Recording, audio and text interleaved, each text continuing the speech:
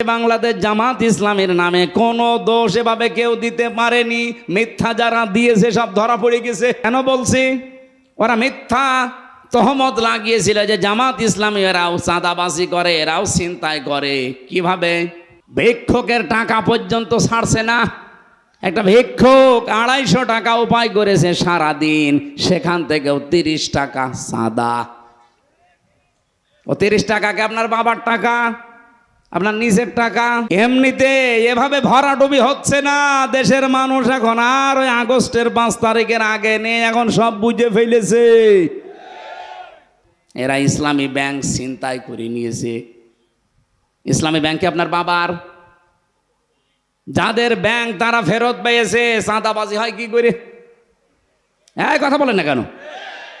যারা আজ বলে ইসলামী ব্যাংকও ছিনতাই হয়ে গেছে, ব্যাংকে আপনার বাবার, এদের মাথার ঘাম পায়ে ফেলে বানানো ব্যাংক। এটা হারিয়ে গিয়েছিল, এখন তারা ফেরত পেয়েছে। হাদিসের যে শাস্তি, অন্যের জিনিস যারা জোর করে, জবরদস্তি করে, দখল করে, চাঁদাবাজি করে নিজের কাছে রেখে দেয়, তারা হচ্ছে নবীর উম্মতের বাইরে চলে গেছে। 2 নাম্বারটা আরো কঠিন। ওয়ালিয়াতা বাউয়া মাকআদাহু মিনান নার। নবীজি বলেন সে যেন জাহান্নামে নিজের একটা স্থান বরাদ্দ করে নিল। বলেন নাউজুবিল্লাহ। বাংলাদেশের মানুষেরা, বিশেষ করে রংপুর বিভাগের মানুষেরা আলা ভোলা, এদের একটা নামই আল্লাহ পাকই কারা দিয়েছে আল্লাহ জানে। সে যাই হোক, এর একটা আলা ভোলা। এলাকার মানুষেরা যেহেতু অন্য বিভাগের তুলনায় হালকা একটু গরিব, আপনারা 500 বছর আগে জান্নাতে যেতে পারবেন, কিন্তু সাবধান, অন্যের জিনিস নিজের দখলে নিয়ে রাখবেন না। তাহলে অলরেডি আপনি জাহান্নামে নিজের একটা স্থান কিন্তু বরাদ্দ করে ফেলেছেন। এই জন্য ঝড় যখন উঠেছে এই দেশে এখন দল, যে নামে আসুক না কেন, 2টা, হয় আল্লাহর দল নয় শয়তানের দল। আমি ওপেন ঘোষণা দিয়েছি আমার কুষ্টিয়ায় যে বাংলাদেশে এখন দল 14টা থাক আর 28টা থাক আর 73টা থাক, দল এখন 2টা, হয় আল্লাহর দল নয় শয়তানের দল। এই জমিনে যারা আল্লাহর দিন কায়েম করতে চায়, আল্লাহর বিধান প্রতিষ্ঠা করতে চায়, তারা সব এক দল। এবং আল্লাহর আইনের বাইরে যারা মানুষের তৈরি করা বিধান কায়েম করতে চায়, এরা এক কথায় শয়তানের দল। এখন আপনার সিদ্ধান্ত, আপনার কাছে কোনটায় যাবেন। আল্লাহর দলে থাকলে বিজয়ী হলেও আপনার লাভ, যদি হেরে যান তাও লাভ। আর শয়তানের দলে থাকলে হয়তো টাটকা কিছু সুখ পেতে পারেন, আজীবন আপনাকে জাহান্নামের আগুনে থাকা লাগবে। আল্লামা দেলাওয়ার হোসাইন সাইদি শহীদ রহমতুল্লাহ আলাইহে, তার সন্তান জনাব মাসুদ সাইদি ভাইয়ের হাতে আজকে 50 জন এসে যোগ দিয়েছে, মুসলমান হয়েছে। কারণ ওই এলাকায় হিন্দু বেশি। আর তো মনে হচ্ছে 1500 বছর আগে নাজিল হওয়া কোরআনের সূরা এই নসরের আয়াতটা বাংলাদেশের জন্য এখন খাপের খাপ, মমতাজের বাপ মিলে যাচ্ছে। অনেক আলেম পর্যন্ত আমি এখন দেখতে পাচ্ছি, এটা গায়বান্ধা আছে কিনা আমি জানি না, অনেক জেলাতে দেখি অনেক আলেমের ভেতরে এখনো দোদুল্যমান অবস্থা, যে যদি অ্যাক্টিভভাবে ইসলামের পক্ষে আমি লেগে পড়ি আর যদি পাশ না করে তখন আমার ইমামতি থাকবে। তো আপনি ইমামতি নিয়ে আসেন, এই জিনিস তোমার ছিল না, ওটা যদি নিজের দায়িত্বে নিয়ে রাখো, জোর করে জবরদস্তি করে অন্যায়ভাবে সাদাবাজি করে যেভাবে হোক অন্যের জিনিস যদি নিজের দায়িত্বে নিয়ে রাখো, যেটার মালিক তুমি না, তাহলে ওই দিন থেকে তুমি আর আমার উম্মত নেই। বলেন তো বাংলাদেশে এই হাদিসটা যদি আমি মিলাতে চাই, আগস্টের 5 তারিখের পরে 1 বছর 1 মাসে বহু মানুষ নবীর উম্মত থেকে অলরেডি বের হয়ে গেছে। আমি কি বেশি বললাম? রংপুর বিভাগে হয়তো এরকম ঝামেলা হয়নি, কিন্তু আমার খুলনা বিভাগে বাবা শাহজালাল সব হালাল। আর আপনার এরকম মনে হয় কেন যে এবার ইসলাম যাবে না? আপনি 100% বিশ্বাস করতে পারেন বাংলার সংসদে এবার ইসলাম যাবে। আলে ইমরানে এসেছে, ওয়ালা তাহিনু ওয়ালা তাহজানু ওয়া আনতুমুল আ'লাউনা ইন কুনতুম মুমিনিন। আল্লাহ বলেন কোনো ভয় নেই, কোনো চিন্তা নেই, শব্দটা কিন্তু আনতুম আ'লাউনা ছিল, অথচ আ'লাউনার আগে আলিফ লাম দিয়ে এটাকে আল্লাহ নির্দিষ্ট করে দিয়েছেন। আরবি গ্রামারের নিয়ম অনুযায়ী মুবতাদা যদি মারেফা হয়, খবর হওয়ার কথা সব সময় নাকেরা অনির্দিষ্ট, অথচ আল্লাহ এখানে আলিফ লাম দিয়ে এইটাকেও নাকেরাকে মারেফা বানিয়ে দিয়েছেন, নির্দিষ্ট করে দিলেন। খবর যদি কোনো সময় মারেফা নির্দিষ্ট হয়ে যায় তাহলে ইফিদুল হাসরা, হসরের ফায়দা দেয়, বাংলা অর্থ দাঁড়ায় হবে। আল্লাহ বলেন তোমরা বিজয়ী হবে, ইন কুনতুম মুমিনিন, একটা শর্ত দিলাম, মুমিন হওয়া লাগবে। এই জন্যে আপনাকে বারবার আমি জানাচ্ছি যে আপনি দোদুল্যমান অবস্থায় থাকবেন না, হয় ইসলামের পক্ষে থাকবেন, না আপনি বেঈমানের পক্ষে থাকবেন। এটা এখন ফাইনাল সিদ্ধান্ত আপনাকে আজকেই নেওয়া লাগবে, নয়তো ইসলাম যদি এসে যায় আপনি এই যে সাপোর্ট করছেন না, তখন বিপদে পড়বেন।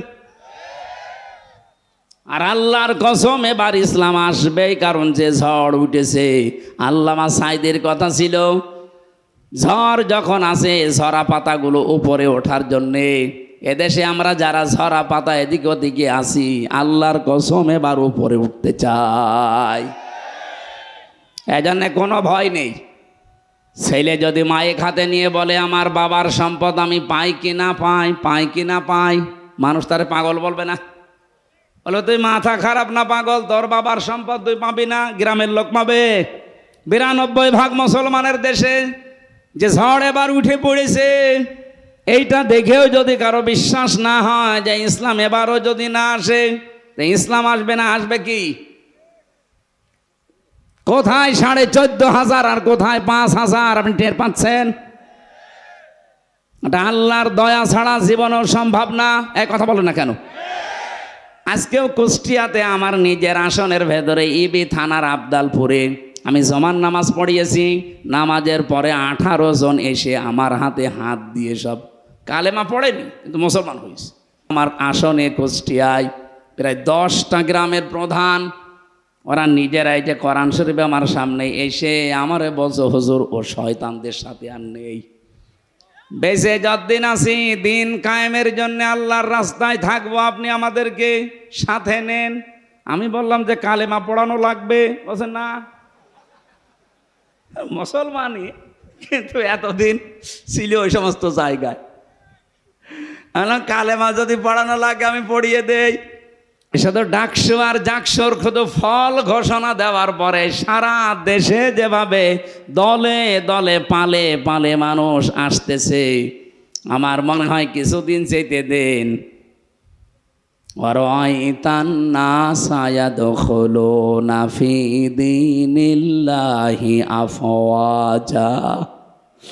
এ নবী আপনি দেখবেন দলে দলে পালে পালে মানুষ ইসলামে প্রবেশ করছে। সেই দৃশ্য এখন বাংলাদেশে দেখা যাচ্ছে। সেদিন গোবিন্দচন্দ্র পরামানিকের সাথে দেখা হয়েছিল, উনি আমারে বলছিলেন মাওলানা আমি একজন হিন্দু মহাজোটের সেক্রেটারি সারা বাংলাদেশের, আমি যা দেখলাম এই বাংলাদেশে যদি জামাত ইসলামী রাষ্ট্রীয় ক্ষমতায় যায় তাহলে দেশের সব দলের মানুষ নিরাপদে থাকবে। এটা হিন্দু বিশ্বাস করে। আপনার কি হয়েছে? আশা করছি এবার বিশ্বাসটা আপনি পাকাপোক্ত করে নেন। হয় ইসলামের পক্ষে থাকবেন না ইসলামের বিপক্ষে থাকবেন, মাঝামাঝি কোনো রাস্তা বলেন বলেন নেই। কারণ ইসলামে রাজনীতি আছে এই কথা যারা বিশ্বাস করে না সে কাফের। কাফের মরে গেলে জানাজা পড়া যায়? বলেন।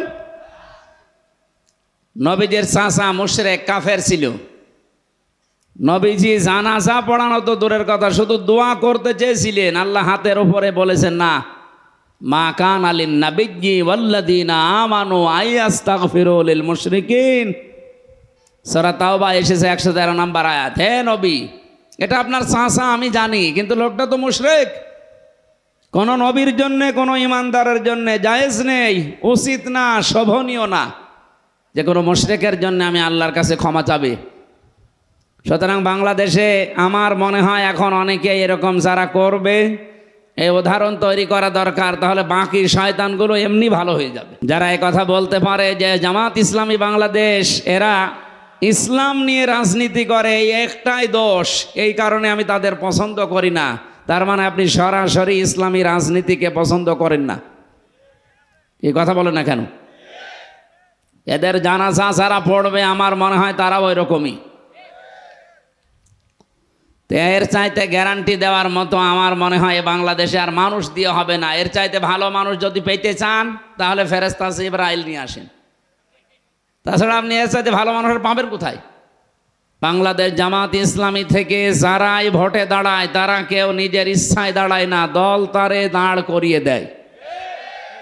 এখানে আমরা 3 জন নমিনি আছি। আল্লাহর কসমে কোরআন শরীফ আমার সামনেই, যেদিন আমার নাম ঘোষণা দিয়েছে নমিনি, ওই দিনও আমি জানতাম না।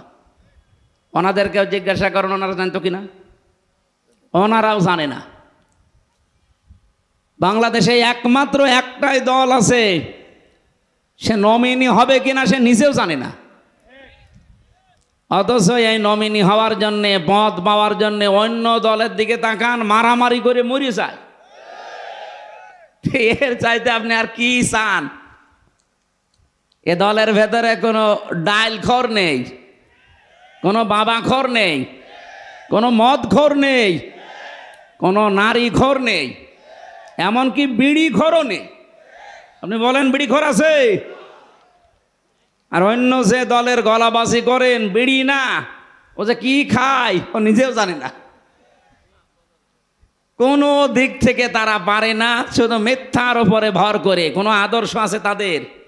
এদেশে যারা জামাত ইসলামের বিরুদ্ধে বলে, শিবিরের বিরুদ্ধে বলে, একটারও কোনো আদর্শ নেই। ওদের পেছনে হাত দিয়ে দেখবেন চরিত্র বলতেই কিছু নেই। আমার মনে হয় রক্ত পরীক্ষা করলে কি যে বের হবে আল্লাহ ভালো জানে। এর চাইতে আর শক্ত কথা বলতে পারলাম না।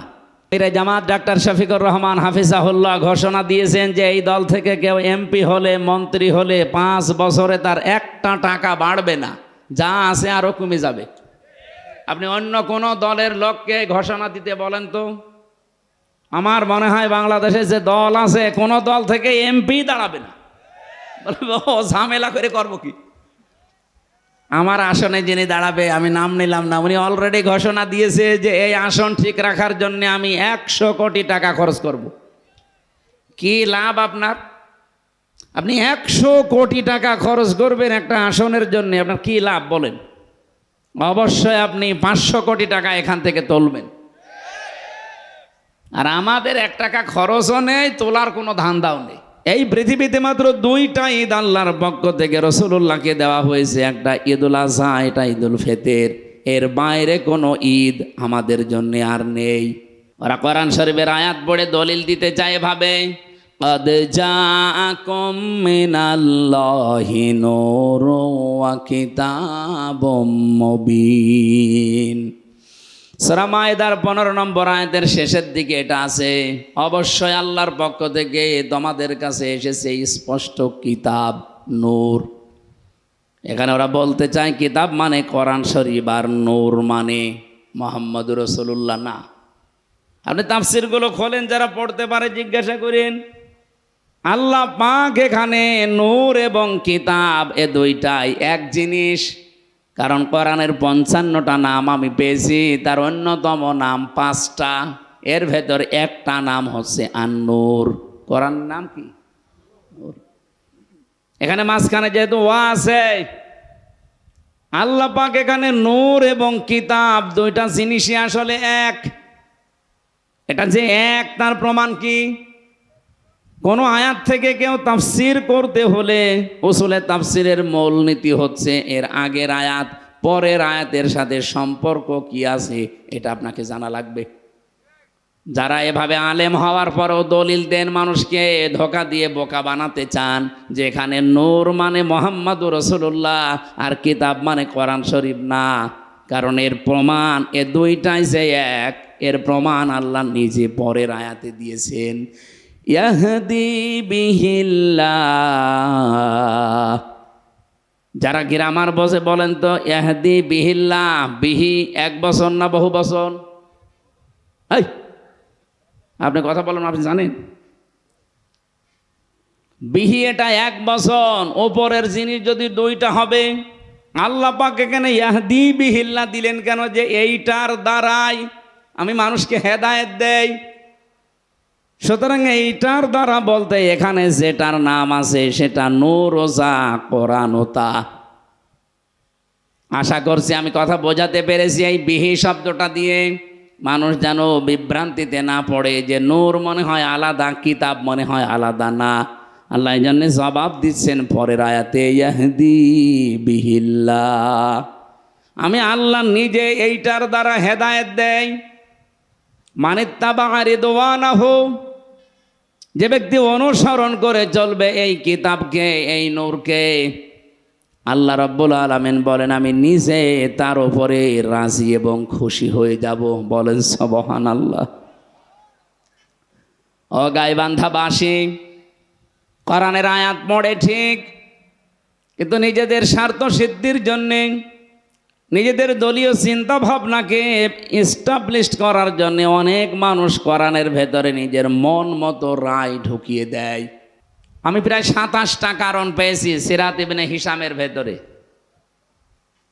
ঐতিহাসিক যারা তারা লিখেছে রবিউল আউয়াল এই মাস যেহেতু নবীজির জন্মের মাস এবং তার ইন্তেকালের মাস, এই মাসেই তিনি দুনিয়ায় এসেছিলেন, এই মাসেই বিদায় নিয়েছেন। আমাদেরকে যেটা দিতে আসে এই মাস, তার অন্যতম শিক্ষা হচ্ছে হক। কি বললাম? হক। আর রাহিকুল মাখতুমের ভেতরে পড়ছিলাম, মিলাদ যারা পড়েন, মিলাদ যারা দেন, তারা অনেকে হয়তো জানেন না, যেহেতু এই রংপুর বিভাগে এগুলোর প্রচলন কম আছে, এগুলো সবচাইতে বেশি চলে সিলেট আর চট্টগ্রামে। এ মাস আসলেই তারা মিলাদের বাহার, কেউ 5 দিন, 7 দিন, 19 দিন, 63 দিন পর্যন্ত মিলাদ চলছে। এমনকি নামও তারা দিয়েছে ঈদে মিলাদুন নবী। কোথায় পেয়েছেন ভণ্ডামি? কত সন্নি নাম নিয়ে, কত গরম সন্নি, ঠান্ডা সন্নি, মিঠা সন্নি, কত রকমের নাম নিয়ে আজ বাংলাদেশে যে ষড়যন্ত্রগুলো চলছে, এই যে মাজার নিয়ে, কবর নিয়ে, এগুলো সব দাদা বাবুদের শেখানো এই মাজার পন্থীদের দিয়ে করা। রাজবাড়িতে, রাজশাহীতে যে ঘটনা ঘটেছে, এর পেছনে শুধুমাত্র ওরা না, এখানে কলকাঠি নাড়ছে দাদারা। এই নরু পাগলার লাশ তুলে যারা পুড়িয়ে ফেলেছে, আপনি ধরেন তাদেরকে, ডিম দেওয়া লাগবে না, শুধু ডিম দেখাবেন, এমনি সব বলে ফেলবে। এই কথা বলছেন? দুর্বিসন্ধি চলছে। এ বাংলাদেশের ভেতরে একটা বিশৃঙ্খল পরিবেশ তৈরি করে দিয়ে আন্তর্জাতিক মডেল যারা আছে তাদেরকে দেখাতে চাইবে যে এই দেশে জঙ্গি ভরে গেছে। অথচ বাংলাদেশে যে জঙ্গি নেই তার প্রমাণ হচ্ছে এই 1 বছর 1 মাস। বলেন তো, 1 বছর 1 মাসে একটা জঙ্গি ধরা পড়েছে? যদি আমাদের আপা থাকতো, আর আপনাদের তো ভাবি, এ ভাবি যদি থাকতো, 1 বছর 1 মাসে মনে হয় কয়েক হাজার আলেমকে জঙ্গি বলে ধরে আটক করে রাখতো। আমারেও ধরে গেছিল, আমার নামে মামলা দিয়েছে, আমি নাকি আনসারুল্লাহ বাংলা টিমের প্রধান। ও সাতাশে কি আমি আজ পর্যন্ত জানি না। আমারে যদি হালকা মামলা দিত যে জামাতের সমর্থক, তাও তো হইতো। বলেন তো কোন মামলা দিয়েছে? জীবনে কোনোদিন নামই শুনিনি। আমি ভেতরে যে একজনকে পেয়েছিলাম 3 বছরের ভেতরে, ওনার নাম আব্দুল মতিন। উনি হচ্ছে আল্লাহর দলের সারা বাংলাদেশের প্রধান সভাপতি। একদিন বললাম, মতিন ভাই আপনি তো সারা বাংলাদেশের আল্লাহর দলের সভাপতি, সেক্রেটারি কে? বলছে আমার ছেলে। মানে সভাপতিও ওর ছেলে সেক্রেটারি, এদেশে আর কেউ নেই। এরকম রাম আর বামদের দলও আছে না নেই? এদের যে ভরাডুবি হয়েছে তার প্রমাণ এই ডাকশো। যেই কয়টা মুখ বাজি গলা বাজি করত, এমন পচা পচেছে। বাইরের দেশেও কিছু আছে এদের দোসরেরা, এই যে হারপিক মজুমদার নাকি যেন নাম, নিজম মজুমদার, ওর নাম আমি ভালো জানি না, ওই হারপিক মজুমদার দেখি মাঝে মাঝে। পাগল হয়ে গেছে লোকটা। নির্বাচনের আগের দিনও কত লাইভ করে করে মানুষকে বিভ্রান্ত করছিল যে আপনারা কে গরু ছাগলকে ভোট দেবেন, তাও শিবিরকে দেবেন না। অথচ শিবিরে যে ভোট পেয়েছে সব মিলেও তার সমান হয়নি। যারা দাপাদাপি করতো তারা মাত্র 5,000। এত নিষেধ করার পরেও মহান আল্লাহ শিবিরকে প্রায় 14,500 ভোটে বিজয় করেছে। এই দৃশ্যটা দেখার পরে বাংলাদেশের পটও পাল্টিয়ে গেছে। আরে জাকসুর কারণে পটও আরো পাল্টাবে, এই জন্য জালেমেরা অনেকে বুঝে ফেলেছে, এখনো ফল দিচ্ছে না। যেই দিন ডাকসু নির্বাচন হয় তার পরের দিন হয়তো রবিউল আউয়াল মাস, জন্মের কাহিনী শুনতে অনেকে ভালোবাসেন। আমি কাহিনী কয়েক মিনিট বলবো, কিন্তু একটা শিক্ষা দিতে চাই। এই শিক্ষাটা এখনই নেওয়া লাগবে। বিশ্বনবী জন্ম নিয়েই 3জন মহিলার দুধ তিনি পান করেছিলেন। প্রথমে তার নিজের মায়ের, দ্বিতীয় নম্বরে উম্মে আইমান একজন দাসী, 3 নম্বরে হযরতে হালিমাতুস সাদিয়া রাদিয়াল্লাহু তাআলা আনহা। সিরাত ইবনে হিশামের বর্ণনা বলছি। হযরতে হালিমা বলেন, আমি মুহাম্মদকে কোলে নিয়ে আমার ডান স্তন দিয়েছি, সে পান করেছে। বাম স্তন তারে দিলাম, সে মুখ বের করে নিল। তিনবার তারে আমি স্তনে মুখ লাগালাম, সে 3 বারই মুখ বের করে দিল। চোখের ইশারা দিয়ে যেন আমারে জানাতে চাই, মা হালিমা জোর করেন কেন? ডান স্তন আমার অধিকার ছিল, আমি পান করেছি। বাম স্তন এটা আমার অধিকার না, এটা আমার দুধ ভাই আব্দুল্লাহর অধিকার। দুনিয়াতে তো আমি ভাইয়ের হক নষ্ট করার জন্য আসি না, এসেছি ভাইয়ের হক ফিরিয়ে দেওয়ার জন্যে। রংপুর বিভাগের মানুষেরা, যেই নবী মায়ের কোলে বসে এই রবিউল আউয়াল মাসে ভাইয়ের হক নষ্ট করে না, আরো ফিরিয়ে দেয়, সেই নবীর উম্মত আমরা যত বড় হচ্ছি ভাইয়ের হক মারার জম হচ্ছি। কথা বলেন না কেন? একটা হাদিস পড়ছিলাম আজকে, আন আনাসিন রাদিয়াল্লাহু আন আবি যাররিন রাদিয়াল্লাহু তাআলা আনহু قال قال النبي صلى الله عليه وسلم من ادعى ما ليس له فليس منا ওয়ালিয়াতাবাওয়া মাকআদাহু মিনান নার, রাহু মুসলিম। আমি কি বাংলা বলবো? কি নবীজি বলেন, যে জিনিস তোমার না ওইটা যদি নিজের আয়ত্তে নিয়ে রাখো, 2টা ক্ষতি তোমার ওই দিন থেকে আরম্ভ হয়ে যাবে। 1 নম্বরে ফালাইসা মিন্না, দুনিয়ায় যদি এত কষ্ট করার পরে আখেরাতেও একটা জাহান্নামের স্থান বরাদ্দ থাকে, তোর মতো পাগল আর কপাল পোড়া কেউ আছে? সাবধান বাণী উচ্চারণ করলাম এই জন্যে। খুব ভালোবাসিয়ে বিভাগের মানুষকে ফিরে আসেন। যদি কেউ উল্টাপাল্টা থাকেন চরিত্র সংশোধন করেন। আমার আজকের আলোচনার বিষয়, যেহেতু রবিউল আউয়াল মাস নবীজির জন্ম এবং এন্তেকালের মাস, এই জন্য আমি এইরকম একটা আয়াত পড়েছি। আমার আলোচনার বিষয় হচ্ছে, কার আদর্শ অনুসরণ করছেন? প্রশ্নবোধক চিহ্ন। এরপরে লেখা আছে সাবধান। কি বললাম বোঝা গেছে? কার আদর্শ অনুসরণ করছেন? প্রশ্নবোধক চিহ্ন। সবার কাছে এই প্রশ্নটা। পরের শব্দ একটা আছে সাবধান, আশ্চর্যবোধক শব্দ। আমি এর ওপরে কথা বলবো ইনশাআল্লাহ। তাহলে যেই নবী মায়ের কোলে বসে এই রবিউল আউয়ালে ভাইয়ের হক ফিরিয়ে দেয়, সেই নবীর উম্মত এখন যদি আমরা ভাইয়ের হক মেরে খাই, তা কিসের মিলাদ পড়েন আপনি? আমার কথা মনে হয় বোঝা গেছে। তাহলে আজকে থেকে আপনি সিদ্ধান্ত নিতে পারেন, জীবনে আর যাই হোক আমার দ্বারা কারো হক অধিকার যেন নষ্ট না হয়, আমরা যেন মেনে চলতে পারি এই রবিউল আউয়ালে। এই পয়েন্টটা বলেন আমিন। সূরা আরাফ 35 নম্বর আয়াত, মাত্র একটা আয়াত পড়েছি, 2টা আয়াত 35-36। নবীজির লক্ষ লক্ষ হাদিস থেকে একটা হাদিসের আংশিক পড়েছি।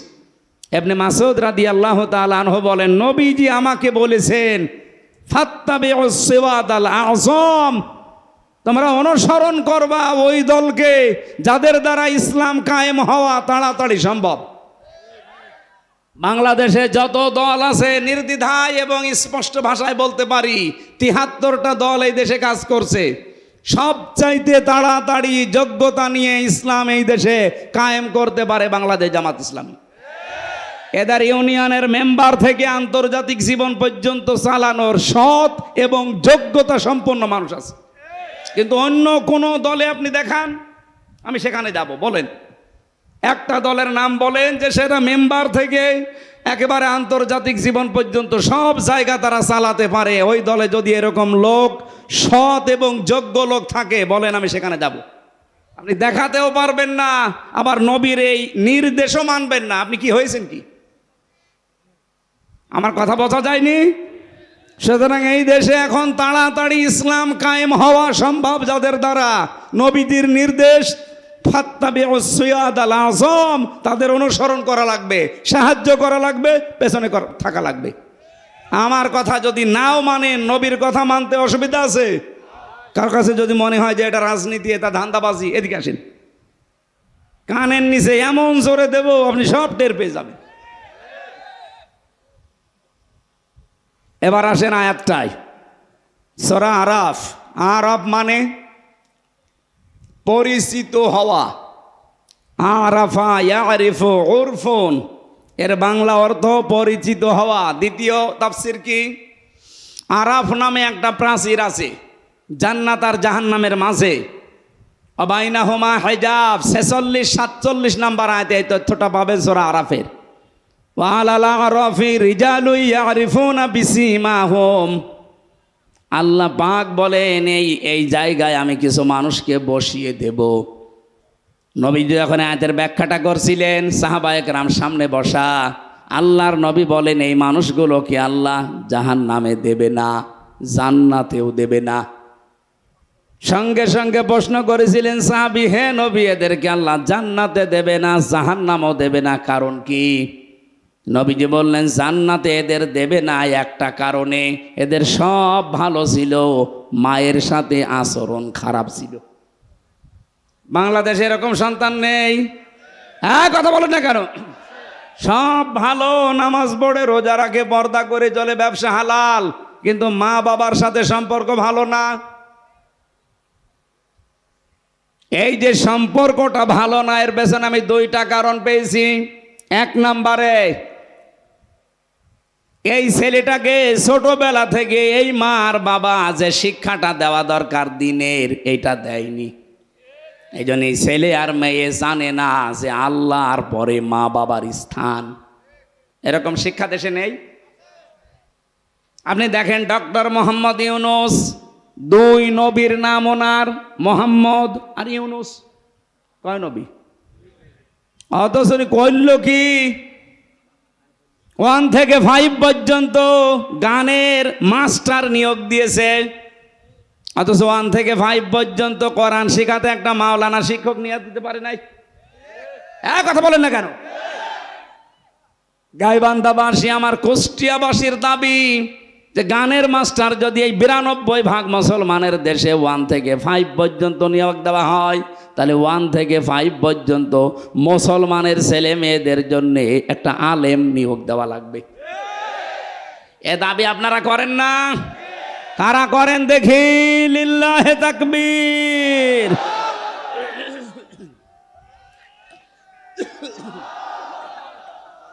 গলা ভেঙে যাচ্ছে, পানি খান, ঠান্ডা লেগে যাবে। চা এত চিনি দিলে তো গলা ভেঙে যাচ্ছে। কিচ্ছু লাগবে না, এমনি গরম পানি আছে, এখন আর হবে না। রিভাব দেন ভাই, ঠিক আছে।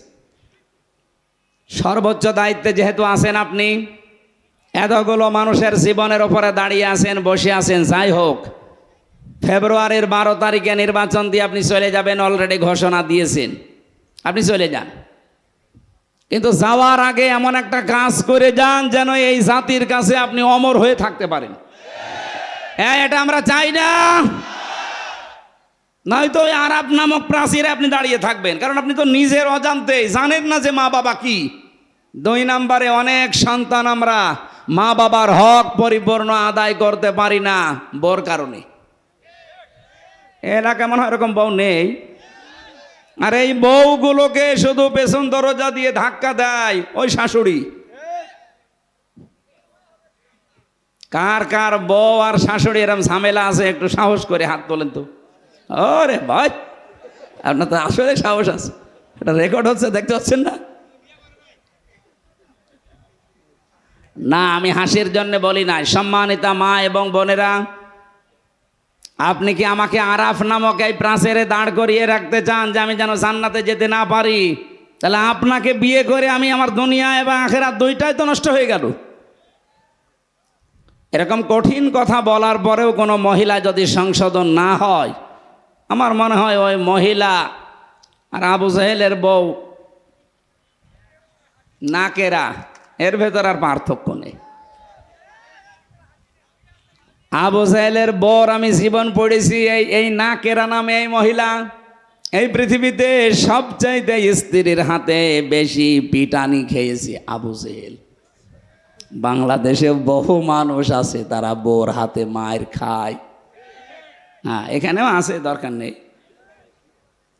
এই জন্য আমরা যারা সন্তান আছি, যেহেতু আল্লাহর পরে মা বাবার স্থান, এটা অনেকেই জানেন না। খুব ভালো করে আজকে শুনে যান, আল্লাহ নিজের পরে স্থান আপনার শ্বশুর শাশুড়ির দেয়নি, আপনার স্ত্রীর নাম দেয়নি। আল্লাহ দিয়েছেন ওয়াকাদা রাব্বুকা আল্লা তা'বুদু ইল্লা ইয়্যাহু ওয়া বিল ওয়ালিদাইনি ইহসানা। আমি আল্লাহ সিদ্ধান্ত দিয়েছি, ফাইনাল রায় দিয়েছি, আমার ছাড়া ইবাদত আর কারো করা যাবে না। আর আমার পরেই তোমরা মার বাবার সেবা করবা, তাদের পেছনে খরচ করবা, সাধ্য মতো খেদমত করবা। এখান থেকে একটা মাসলা বের হয়। এদিকে তাকান। আল্লাহ পাক যে আইন দিলেন, রায় দিলেন, ফায়সাল্লা দিলেন, সিদ্ধান্ত দিলেন যে আল্লাহ ছাড়া কারো ইবাদত করা, কারো আইন মানা। কয়েকজন বললেন আল্লাহর আইন ছাড়া কারো আইন মানা যাবে? আল্লাহর আইন মানা কি? আরো জোরে বলেন। মা বাবার আইন মানা কি? না না, হয়নি। মাঝখানে ওয়া কি খেলা করার জন্য দিস। আল্লাহর আইন মানা ফরজ, কিন্তু মা বাবার আইন মানা ফরজ না, তাদের সেবা করা, খেদমত করা ফরজ। কি বুঝলেন এখান থেকে? আল্লাহর পরে আল্লাহ যাদের নামে স্থান দিলেন, মার বাবা, ওয়াবিল ওয়ালিদাইনি ইহসানা, সেই মা বাবার আইন মানা যদি ফরজ না হয়, তুমি কোন মহারথী যে তোমার আইন মানা লাগবে? বলেন। এই জন্যে তো আমরা এই বিষয়ে এত সোচ্চার যে পৃথিবী বানিয়েছে যিনি, আইন চলবে তার, অন্য কারো আইন আমরা চলতেও দেব না, আমরা মানিও না। আলাহুল খালকু ওয়াল আমরু, মানিয়েছে যিনি, হুকুম তার। আপনি কোন মহারানী যে আপনার হুকুম মানা লাগবে? আমি মা বাবার আইনই মানি না, তার খেদমত করি, সেবা করি, তার পেছনে খরচ করি, কিন্তু আইন মানি কার? সুতরাং আগামীর বাংলাদেশ আমার মনে হয় আল্লাহর আইন বাদে অন্য কোনো আইন আসলে এখানে চলতে দেওয়া হবে না ইনশাআল্লাহ, সে যে নামে আসুক না কেন।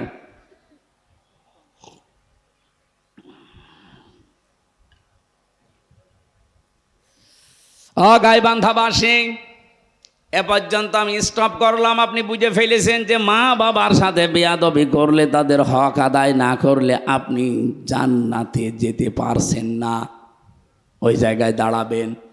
নবীজি বলেন এই লোকগুলো জাহান্নামেও যাবে না। সাহাবী বলেন হুজুর এরা জাহান্নামে যাবে না কেন? বিশ্ব নবী জানিয়েছেন এরা দিন কায়েমের জন্য দুনিয়াতে চেষ্টা করেছে, এই জন্যে আল্লাহ জাহান্নামে দেবে না। তার মানে হাদিস অনুযায়ী ফাইনাল বলা যায়, যারা বাংলাদেশে আজ দিন কায়েমের জন্য চেষ্টা করছেন, আপনি আর যাই করেন জাহান্নামে আপনাকে আল্লাহ দেবে না। এজন্য এখনো যারা অ্যাক্টিভ হতে পারেননি বাংলাদেশে, একামতে দিনের দায়িত্ব পালন করবেন, আপনি কর্মী হবেন। এখনো যারা আসতে পারেননি, আসেন ফিরে, আপনাকে দিয়ে আল্লাহ কাজ করাতে চাই। আপনার যদি মন তৈরি না হয়, জোর করে আল্লাহ কিন্তু নিয়ে আসবে না। আল্লাহু ইয়াজতাবি ইলাইহি মাইয়াশা ওয়া ইয়াহদি ইলাইহি মাইয়ুনিব। আল্লাহ পাক যাকে ইচ্ছা মনোনীত করেন, নির্বাচিত করেন, পছন্দ করেন, আল্লাহ তাকে সিলেক্টেড করেন। তাকে কোন মানুষ? ওয়াহদি ইলাইহি মাইয়ুনিব, তাকে আল্লাহ হেদায়েত দেন যেই লোকটা আল্লাহর দিকে মন থেকে ফিরে আসতে চায়। সুতরাং একামতে দিনের কাজ আপনাকে দিয়ে আল্লাহ করাবে যদি আপনার মন তৈরি হয়।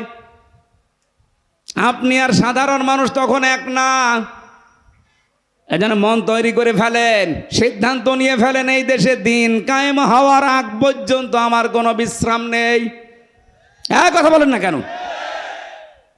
আবু তালেব সরকার যদি পারে, মাওলানা নজরুল ইসলাম যদি পারে, আব্দুল করিম যদি পারে, আমি পারবো না? মানে আমি মনটা ওদের মতো তৈরি করে দেখেন, আল্লাহ আপনাকেও ময়দানে কাজে লাগিয়ে দেবে।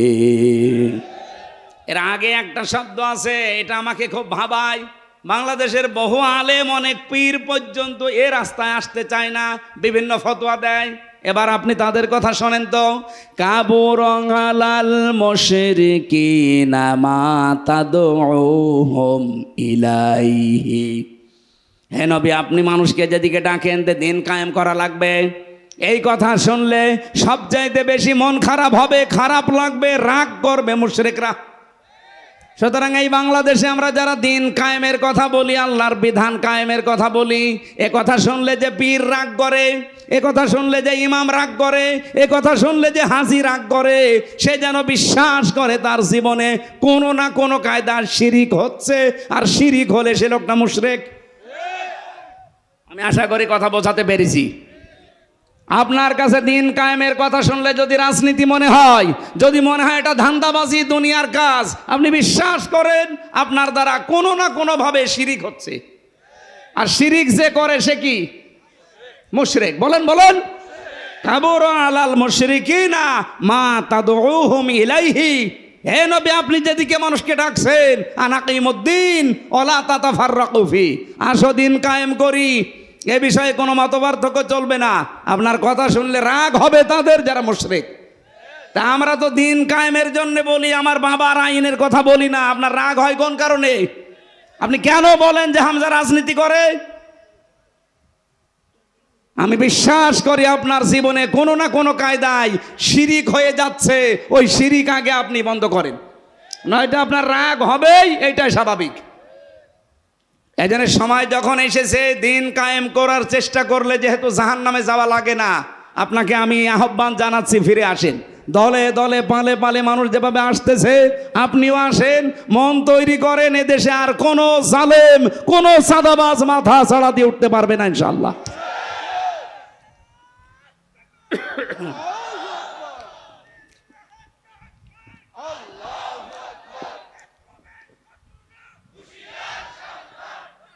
এই কি বললো?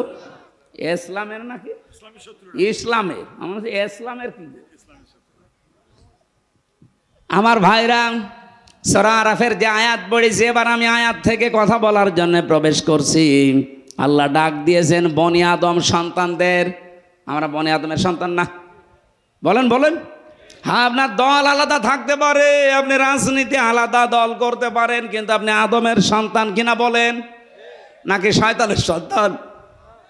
আল্লাহ পাক ডাক দিয়েছেন, ইয়া বানি আদামা ইম্মা ইয়াতিয়ান্নাকুম রাসূলুম মিনকুম। হে বনি আদম সন্তানেরা, যদি তোমাদের কাছে আসে তোমাদের ভেতর থেকেই কোন রসুল, এই এদিকে তাকান, আল্লাহ কিন্তু রসুল এক বচন দেননি, রসুলুন দিয়েছেন বহু বচন। মিনকুম, তোমাদের ভেতর থেকেই, মধ্য থেকে যদি কোনো রসুল আসে। আমার প্রশ্ন, এখন পৃথিবীতে রসুল আছে? আছে। রাসূল আছে মানে রসুলের নায়েবরা আছে। আল উলামা ওয়ারাসাতুল আম্বিয়া, আলেমরা নবীদের ওয়ারিস, উত্তরাধিকারী, নায়েবে রসুল, স্থলাভিষিক্ত। এই জন্য আল্লাহ রসুলুন দিয়েছেন। কিয়ামত পর্যন্ত তার নবী মুহাম্মদ রাসূলুল্লাহ থাকবে না, কিন্তু তার নায়েবরা থাকবে। কথা বলেন না কেন? মাওলানা নজরুল ইসলাম সেরকম একজন নায়েব। ইয়াকুসুনা আলাইকুম আয়াতি, আমার আয়াতগুলো তারা তোমাদের সামনে বর্ণনা করবে। ওনারা কি সারা জীবন আল্লাহর আয়াতগুলোই বর্ণনা করেছে? সে মাদ্রাসায় বলেন, মাহফিলে বলেন, ময়দানে বলেন, নাকি নিজের আয়াত বানিয়েছে? আয়াতি একালিপ টান আছে, আমার আয়াত তারা বর্ণনা করে তোমাদের সামনে। সেই কথার ধারাবাহিকতায় আমিও হামজা এসেছি সেই কুষ্টিয়া থেকে। আল্লাহর কসম, আমি আল্লাহর আয়াতগুলোই বর্ণনা করে আপনাদের শোনাচ্ছি। আমি আপনাদের মতোই মানুষ। এখন আপনাদের দায়িত্ব কি? ফামানিত্তাকা ওয়া আসলাহা ফালা খাউফুন আলাইহিম ওয়ালা হুম ইয়াহজানুন। আমাদের এই কথাগুলো শোনার পরে যে ব্যক্তি নিজেদেরকে আল্লাহর ভয়ে ভীত বানাবে, তাকওয়াবান হবে, মুত্তাকি হবে এবং নিজেদের জীবনকে যারা সংশোধন করে নেবে, ফালা খাউফুন আলাইহিম, গ্যারান্টি দিচ্ছেন আল্লাহ, কোনো চিন্তা নেই, কোনো ভয় নেই। সুতরাং আমাদের উচিত হবে, বনি আদম সন্তানকে আল্লাহ কিন্তু ডাক দিয়েছেন রাসূলদের মাধ্যমে। সেই রাসূল এখন থাকলে এভাবে ডাক দিত, তাদের ওই দায়িত্বটা পালন করতে এত দূর থেকে এসে আপনাকে ডাক দিচ্ছি, আসেন। আল্লাহর কোরআনের আয়াত আমি যেভাবে বুঝেছি ওইভাবে আপনাদেরকে বোঝানোর চেষ্টায় আছি। ইয়াকুসুনা আলাইকুম আয়াতি, আল্লাহর আয়াতগুলো তারা বর্ণনা করবে। আমার কাছে কোরআনে কারিমের সূরা ফাতিরের 29 নম্বর আয়াত একটু অন্যরকম লাগে, যেহেতু আয়াত তেলাওয়াত করে আপনাদেরকে ডাক দেওয়া লাগবে। ইন্নাল্লাযীনা ইয়াতলুনা কিতাবাল্লাহি ওয়া আকামুস সালাহ ওয়া আনফাকু মিম্মা রাযাকনাহুম সিররাও ওয়া আলানিয়া ইয়ারজুনা তিজারাতাল লান তাবুর। বলেন আল্লাহু আকবার। নিশ্চয় যারা আল্লাহর কিতাব তেলাওয়াত করছে এবং করবে, ইয়াতলুনা মুজারে, আকামুস সালাহ এবং নামাজ যারা কায়েম করবে এই জমিনে, আনফাকু মিম্মা রাযাকনাহুম সিররা ওয়া আলানিয়া, তারা তাদের সম্পদগুলো ব্যয় করবে গোপনে এবং প্রকাশ্যে, যেগুলো আল্লাহ রিজিক দিয়েছেন। ইয়ারজুনা, তারা এমন আশা করে, তিজারাতান, এমন একটা ব্যবসায়ের আশা করে, লাং তাবুর, কখনো সে ব্যবসায় লস হচ্ছে না, হবে না। বলেন সুবহানাল্লাহ। এদের ভেতরে আমরা 3টা নির্দেশ পেলাম। 1 নম্বরে যারা আল্লাহর কোরআন তেলাওয়াত করে, কি করে? বলেন বলেন। পুরা কোরআন শরীফের ভেতরে আপনি কোরআন পড়ার ব্যাপারে 3টা শব্দ পাবেন, করা, রতালা আর এই তালাওয়া। তেলাওয়াতের যে ব্যাখ্যাগুলো আমি পেয়েছি তার অন্যতম ব্যাখ্যা হচ্ছে, কোরআন তেলাওয়াত করলে আপনাকে 4টা বিষয় মাস্ট বি মানা লাগবে। 1 নাম্বার, আপনাকে শুদ্ধ করে পড়া লাগবে। আপনি তো আর জীবনে বিশ্ববিদ্যালয়ে এ বয়সে যেতে পারবেন না। ও গাইবান্ধাবাসী, এখান থেকে রেকর্ড হচ্ছে, সারা বাংলার মানুষকে জানাতে চাই, বাংলাদেশে একটা বিশ্ববিদ্যালয় আছে, তার নাম জামাত ইসলামী। আপনি আসেন এখানে, আল্লাহর কসম আপনাকে শুদ্ধ করে কোরআন তেলাওয়াতের ট্রেনিং দেওয়া হবে। এদের তালিমের একটা বিভাগই আছে। এ জেলায় নেই? আছে মানে কি, প্রত্যেক জেলায় থানায় থাকা লাগবে। আপনাকে আসলেই তারা, আজকে যে 18 জন ফর্ম পূরণ করে আমার হাতে, ওদের কালেমা পড়েনি কিন্তু মুসলমান হয়েছে, ওদের প্রত্যেককেই বলেছি আপনারা কোরআন যারা পড়তে পারেন না আগে শুদ্ধ করে পড়া লাগবে। শুধু পড়া না, প্রতিদিন যা পড়েন ওটা আপনি মাতৃভাষায় বোঝেন কিনা ওটা আবার লিখে রাখা লাগবে। এরকম বিশ্ববিদ্যালয় আপনি বাংলাদেশে আর কোন জায়গায় আছে দেখান? নেই, আমি পাইনি। 2-1টা পেয়েছি, সেটা জামাত ইসলাম থেকে ধার করা। অন্য যারা আছে শুরু করেছে তারা এখান থেকে ধার করে চালাচ্ছে, অথচ এদের 15টা শুধু 6 মাস একটু ট্রেনিং দেন, আপনি এমনি ভালো হয়ে যাবেন।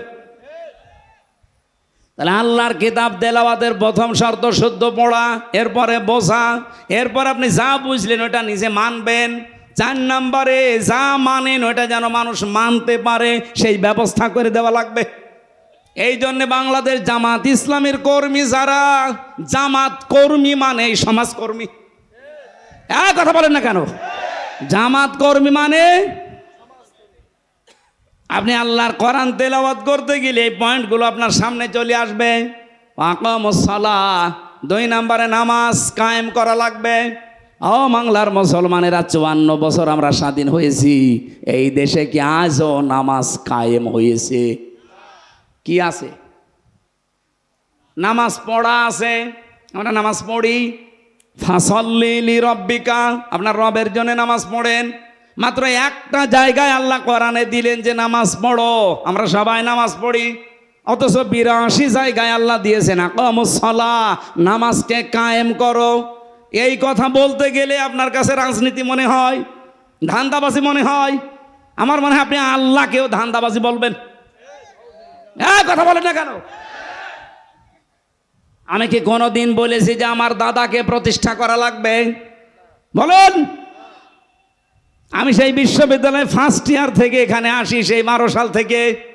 কোনোদিন আজ পর্যন্ত বলেছি যে আমার বাবা রিয়াজউদ্দিন তার আদর্শ কায়েম করা লাগবে? যতদিন বলেছি আল্লাহর কোরআন কায়েম করার চেষ্টা চালান, নামাজকে আপনি সংসদে নিয়ে যান। তখন সলিমদ্দি ভাই, কলিমদ্দি ভাই চলো নামাজ পড়তে যাই বলা লাগবে না। ইসলামকে আমরা এই 54 বছরে শুধু অনুরোধের জায়গায় রেখেছি, আদেশের জায়গায় নিতে পারিনি। কথা বলেন না কেন? আগামীতে ইসলাম কি অনুরোধের জায়গায় থাকবে না আদেশের জায়গায় যাবে? ওখান থেকে আদেশ আসবে, ডু ইট, এটা কর। আকামুস সালাহ। মাওলানা নজরুল ইসলামের মতো, আব্দুল করিমের মতো এই বাংলাদেশে 151 জন যদি এবার যেতে পারে সংসদের প্রথম অধিবেশনেই তাদের বলা লাগবে, মাননীয় স্পিকার আমরা নামাজের বিল চাই। সূরা হজ 41 নম্বর আয়াত। আমি কি বানিয়ে বলছি? ওনারা করবে ওটা 100 ভাগ। যদি না করে ওনাদের ভোট দেওয়ার দরকার নেই। আল্লাযীনা ইম্মাক্কান্নাহুম ফিল আরদি আকামুস সালাহ। আমার এই সমস্ত মুমিন বান্দাদের আমি যদি রাষ্ট্রীয় ক্ষমতা দান করি, তারা সর্বপ্রথম নামাজ কায়েম করবে। এই জন্য নামাজ কায়েমের আন্দোলন বাংলাদেশে কোন দল করে আপনি নিজেই জানেন। বহু দল আছে দেশে নামাজ পড়ার কথা বলে, কিন্তু নামাজ কায়েম করা লাগবে এ কথা বলে শুধু জামাত ইসলামী বাংলাদেশ। 3 নম্বরে খরচ করা লাগবে আপনার যা আছে, প্রকাশ্যে হোক গোপনে হোক। এর জন্য আমরা আশা করি এমন একটা ব্যবসার লাংতাবুর, জীবনেও কোনো লস নেই। এই জন্য যে 3টা কর্মসূচি, যেহেতু বাংলাদেশ জামাত ইসলামী এই 3টা হাতে নিয়েছে, এই জন্য আহ্বান জানাচ্ছি। আমরা বর্ণনা করে আপনাদেরকে আল্লাহর আয়াত থেকে তেলাওয়াত করে করে শুনিয়েছি। এখন আপনার বিবেকে যা লাগে আপনি তাই করেন। এরপরে আল্লাহ জানিয়েছেন, আল্লাযীনা কাযযাবু বিআয়াতিনা ওয়াস্তাকবারু আনহা। আমার এই সহজ সরল আয়াতগুলো শোনার পরে যারা মিথ্যা প্রতিপন্ন করে, আস্তাকবারু আনহার, অহংকার করে মুখ ফিরিয়ে চলে যায়, যে এরকম কথা বলেই থাকে, এরকম অনেকে বলে না, উলাইকা আসহাবুন নার হুম ফিহা খালিদুন। এরা চিরকাল জাহান্নামে থাকবে, এরা জাহান্নামের অধিবাসী। বলেন নাউজুবিল্লাহ। এরপরে যে কথাগুলো আমি পড়েছি এর আয়াতের পরে, ফামান আযলামু মিম্মান ইফতারা আলাল্লাহি কাযিবান আও কাযযাবা বিআয়াতি।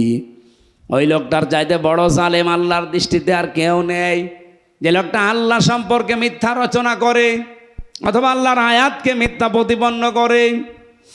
উলাইকা ইয়ানালুহুম নাসিবুহুম মিনাল কিতাব। তার কপালে যেটা লেখা আছে, এখানে কিতাব মানে তাকদীর, তার তাকদীরে কপালে যেটা লেখা আছে তার কাছে সেটা পৌঁছাবে।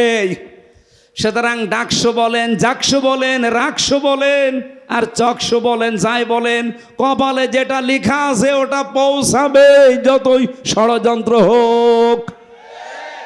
কোনো ষড়যন্ত্র কাজে লাগবে না ইনশাল্লাহ।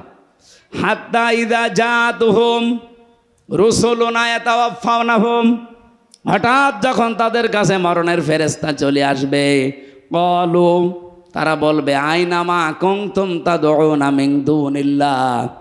নিজেদের উপরে যারা জুলুম করেছ, কোথায় আজ তারা, যাদের কথা মতো তোমরা ন্যায়কে অন্যায় বানিয়েছো, অন্যায়কে ন্যায় বানিয়েছো। বাংলাদেশে এটা এখন নেই। কথা বলেন না কেন? শিক্ষক নামে কিছু কলঙ্ক এখনো পর্যন্ত জাকসুর রেজাল্টের ঘোষণা দেয়নি, অথচ ঘোষণা রাত 8টা 9টার ভেতরে দেওয়ার কথা। এত করে একটা প্রতিষ্ঠানের এই সর্বোচ্চ 8,500 7,500 থেকে 8,000 ভোট, এইটা গণনা করতে যদি 24 ঘন্টা পার হয়ে আবার 24 ঘন্টা চলে আসে, যে জাতীয় নির্বাচন কি করবেন এদেশের মানুষ বুঝে ফেলেছে। এটা নিয়ে যদি ঝামেলা করেন এদেশে কোনো নির্বাচন আগামীতে আর হবে না ইনশাআল্লাহ। এই জন্য কোনো ষড়যন্ত্র না করে যে যা পেয়েছে সেটা তার কাছে পৌঁছিয়ে দেন। আর যারা ষড়যন্ত্র করছেন তাদের কিন্তু ফেরেশতারা এটা বলবে। আষাঢ় দিয়ে যখন মরণের বিছানায় পড়বেন তখন বলবে মা তা কুনতুম তাদউনা মিন দুনিল্লাহ, আল্লাহ বাদে তাদের উপরে ভরসা করেছিলে, কেউ আমেরিকার দিকে, কেউ ভারতের দিকে, কেউ লন্ডনের দিকে, কই তারা? কলু, ওরা বলবে দল্লু আন্না, আমাদের থেকে এ লন্ডন আমেরিকা ইন্ডিয়া সব উদা হয়ে গেছে। আমি কি বানালাম এটা? এখন যদি বলেন লন্ডন কোথায়, এদিকে আসেন, আসেন এদিকে আসেন, আমি দরকারে তাফসির এখন লিখবো। বলু দল্লু আন্না, আমাদের থেকে তারা উধাও হয়ে গেছে। কারা? যাদের কথা মতো আমরা এই ন্যায়কে অন্যায় বানাতাম। এরপরও জানি অনেকের বিবেক খুলবে না, বিশেষ করে এই হারফিক মজুমদার, এই ডাক্তার জাহেদ, এরকম বহু মানুষ এখন আছে ঘাপটি মেরে, যারা এই 15.5 বছরে এই 5 গোলাম ছিল এই জালেমদের। অশাহিদও, তারা বলবে আলাং ফুসিহিম, আমরা নিজেরাই সাক্ষী দিচ্ছি আমাদের নিজেদের উপরে, আন্নাহুম কানু কাফিরিন, আমরা কাফের ছিলাম। আল্লাহ রাব্বুল আলামিন এরপরে কিছু আদর্শের কথা জানিয়েছেন, যে যারা জাহান্নামে প্রবেশ করবে ওরা জাহান্নামে প্রবেশ করেই দেখতে পাবে ওদের পূর্বে যারা ওই জিন আর মানুষের ভেতরে যারা পথ ভ্রষ্ট করেছিল ওরা আগুনের ভেতরে। ওরা বলবে কুল্লামা দাখালাত উম্মাতুল লানাত উখতাহা হাত্তা ইযা দারাকু ফিহা জামিআ ক্বালাত উখরাহুম লিউলাহুম রাব্বানা হাউলাই আযাল্লুনা ফাআতিহিম আযাবান দি'ফাম মিনান নার ক্বালা লিকুল্লিন দি'ফুন ওয়ালাকিন লা তা'লামুন। জাহান্নামে প্রবেশ করে যখন দেখতে পাবে তাদের পূর্বপুরুষ এতদিন যাদেরকে মেনে চলতো, মানুষের তৈরি করা আইন কায়েমের জন্য যারা চেষ্টা করতো, ওরা সব জাহান্নামের আগুনে এরা প্রবেশ করে ওদেরকে লানত দিতে থাকবে যে তোদের কারণে আজকে আমরা জাহান্নামে। ওরা বলবে আমাদেরকে বদদুয়া দিয়ে কোনো লাভ নেই। যেই বলবে আল্লাহ এদের কারণে জাহান্নামে এসেছি, এদেরকে ডবল শাস্তি দাও, আল্লাহ ধমক দিয়ে বলবেন সাবধান, 2 জনে আজকে ডবল শাস্তি। আমার মনে হয় এগুলো সব বানানো কথা, 100% সত্য কথা, অথেন্টিক কথা, কোরআনের কথা। আপনি বাড়িতে যে সূরা আরাফের 35, 36, 37, 38 নম্বর আয়াত মিলিয়ে দেখেন, আপনার সাথেও মিলে যাবে। এই জন্য কার আদর্শ অনুসরণ করে চলছেন, শেষে আবার তার সাথে জাহান্নামে যাওয়া লাগে কিনা আমার তো ভয় হয়। এরকম বহু মানুষ ইয়াকদুমু কওমাহু ইয়াউমাল কিয়ামাতি ফাআওরাদাহুমুন নার ওয়া বিসাল বিরদুল মাওরুদ, সূরা হুদ 112 নম্বর আয়াত, না 99 নম্বর আয়াত। আল্লাহ বলেন যেই নেতা, যেই দলের নেতা জাহান্নামে যাবে, ওই দলের কর্মীরা নেতার সাথে জাহান্নামে যাবে। যদিও এটা ফেরাউনের জন্য নাজিল হয়েছে, এটা কিয়ামত পর্যন্ত থাকবে। এই জন্য এই যে এমন কোনো মানুষের আদর্শ অনুসরণ করা যাবে না, এমন কোনো নেতার পেছনে থাকা যাবে না, যে লোকটা জাহান্নামে যাচ্ছে তার সাথে আপনিও যাবেন। আল্লাহ আমাদের হেফাজত করুন, বলেন আমিন। সম্মানিত মা বোন যারা এসেছেন, আপনাদের মেয়েদের বালেগা হয়ে গেলেই তাদের নামাজের তাকিদ দেবেন এবং আদেশ করবেন। মেয়েরা বালেগ হয় যখন তাদের শরীর খারাপ আরম্ভ হয়। সে 12 বছরে হতে পারে, 13 বছরে, 14 বছরে, 15 বছরে যখন হয় তখন থেকেই তাকে নামাজের ইঙ্গিত দেবেন, আদেশ দেবেন এবং যেভাবেই হোক নামাজ আদায় করাবেন। হেলায় খেলায় যদি নষ্ট করেন, ও যদি জাহান্নামে যায়, না জাআলহুমা তাহতা আকদামিনা, আপনাকে ডাক দিয়ে মুখে জোড়া লাথি দিয়ে জাহান্নামে নিয়ে যাবে। সুতরাং আমাদের মা বোনদেরকে আল্লাহ হেফাজত করুন। আমি লা ইলাহা ইল্লা আনতা সুবহানাক ইন্নী কুনতু মিনাজ জালিমিন। রাব্বুল আলামিন যতটুকু শুনেছি এতটুকুই মেনে চলার তৌফিক দাও। 3টা বছর জালেমের জেলখানায় আমার শরীরটা নষ্ট হয়ে গেছে, কণ্ঠটাও বন্ধ হয়ে যাচ্ছে। মেহেরবানি করে আমার কণ্ঠটা তুমি কোরআনের প্রসারের জন্য ভিক্ষা দাও। আমার শরীরটাকে তুমি আগের অবস্থায় আবার ফিরিয়ে দাও। তোমার কাছে আমি কিচ্ছু চাই না, আমার শরীরটা সুস্থ চাই। আমার কণ্ঠটা তুমি মেহেরবানি করে কোরআনের ইজ্জতে ভিক্ষা দাও। এ মাহফিলের আয়োজন করতে গিয়ে আজকে আবু তালেব সরকার সহ যত ভাইরা কষ্ট স্বীকার করেছে, বিশেষ করে সম্মানিত সভাপতি আল্লাহ সহ সভাপতি সহ প্রধান অতিথি বিশেষ অতিথি যত মানুষের নাম দেখলাম, যে মানুষগুলো এই অনুষ্ঠানের জন্য যে যেইভাবে শ্রম দিয়েছে তার দিকে তোমার রহমত এগিয়ে দাও। এই রংপুর বিভাগের মাটির নিচে যারাই ঘুমিয়ে আছে কোরআনের ইজ্জতে আজকে থেকেই মাফ করে দাও। রাব্বুল আলামিন, বড় আশা জীবনের 56,000 বর্গ মাইল তোমার কালাম দিয়ে চলছে, এটা যেন দেখে মরতে পারি। সম্মানিত মা বোনদেরকে তুমি খাদিজার মতো আয়েশার মতো বানিয়ে দাও। রাব্বুল আলামিন, যে ষড়যন্ত্র চলছে প্রকাশ্যে এবং গোপনে, আল্লাহুম্মা ইন্না নাজআলুকা ফি নুহুরিহিম ওয়া নাউযু বিকা মিন শুরুরিহিম, ওদের মোকাবেলায় আল্লাহ তোমাকে রাখলাম, মেহেরবানি করে হামিও নাসির হয়ে যাও। প্রশাসনের যে ভাইরাসকে দায়িত্ব পালন করেছি, আল্লাহ তাদের দায়িত্বটা ইবাদত হিসাবে কবুল করো। যত স্বেচ্ছাসেবক কাজ করেছে, যেই মা পেটে নিয়েছে মায়ের পেট তুমি খাদিজার মতো বানিয়ে দাও। কখন কার কাছে আজরাইল এসে যায় কেউ জানি না, যখনই আসবে জীবনের শেষ কথা যেন বলতে পারি, লা ইলাহা ইল্লাল্লাহু মুহাম্মাদুর রাসূলুল্লাহ। আসসালামু আলাইকুম। কণ্ঠ